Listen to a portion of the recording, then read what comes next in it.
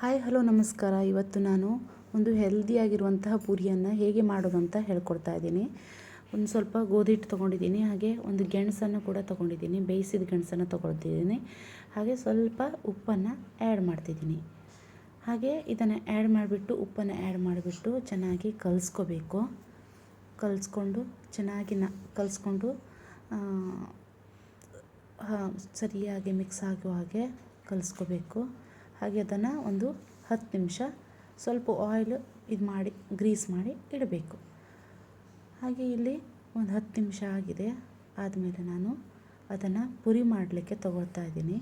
ಪುರಿಯನ್ನು ಚಿಕ್ಕ ಚಿಕ್ಕ ಉಂಡೆ, ಎಷ್ಟು ದೊಡ್ಡ ಬೇಕು ಪುರಿ ಅಷ್ಟು ದೊಡ್ಡ ಉಂಡೆನ ಮಾಡಿಕೊಂಡು ಈಗ ಲಟ್ಸ್ಕೊತಾ ಇದ್ದೀನಿ. ನಮಗೆ ಎಷ್ಟು ಸೈಜಿಗೆ ಬೇಕೋ ಅಷ್ಟು ಸೈಜಿಗೆ ಮಾಡ್ಕೋಬೇಕು. ನಮಗೆ ಇದು ಹೆಲ್ದಿ ಕೂಡ ಆಗಿರುತ್ತೆ, ಯಾಕಂದರೆ ನಾವು ಗೋಧಿ ಹಿಟ್ಟನ್ನು ಉಪಯೋಗಿಸಿರ್ತೀವಿ ಮತ್ತು ಗೆಣಸು ಕೂಡ ಉಪಯೋಗಿಸ್ಕೊಂಡಿರ್ತೀವಿ.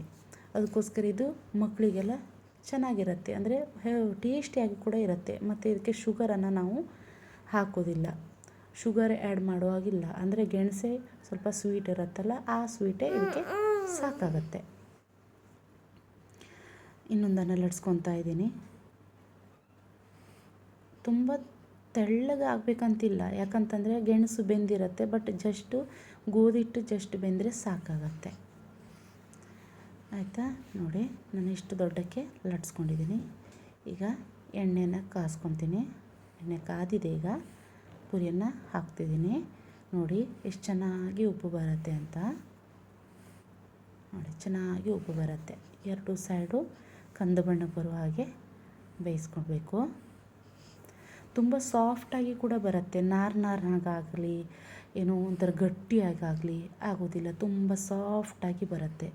ಮಕ್ಕಳು ಕೂಡ ಇಷ್ಟಪಟ್ಟು ತಿಂತಾರೆ. ಇದನ್ನು ನಾವು ಏನು ಬೆಳಿಗ್ಗೆ ತಿಂಡಿಯಾಗೂ ಕೂಡ ಮಾಡ್ಬೋದು. ಅದೇ ರೀತಿ ಮಧ್ಯಾಹ್ನಕ್ಕೆ, ಅಂದರೆ ಮಕ್ಕಳು ಸ್ಕೂಲ್ ಬಿಟ್ಟು ಬರ್ತಾರಲ್ಲ, ಆವಾಗೂ ಕೂಡ ಅವ್ರ ಮಕ್ಕಳಿಗೆ ಸ್ನ್ಯಾಕ್ಸ್ ಥರ ಇದನ್ನು ಪ್ರಿಪೇರ್ ಮಾಡಿ ಕೊಡ್ಬೋದು. ನೋಡಿ ಎಷ್ಟು ಚೆನ್ನಾಗಿ ಬಂದಿದೆ.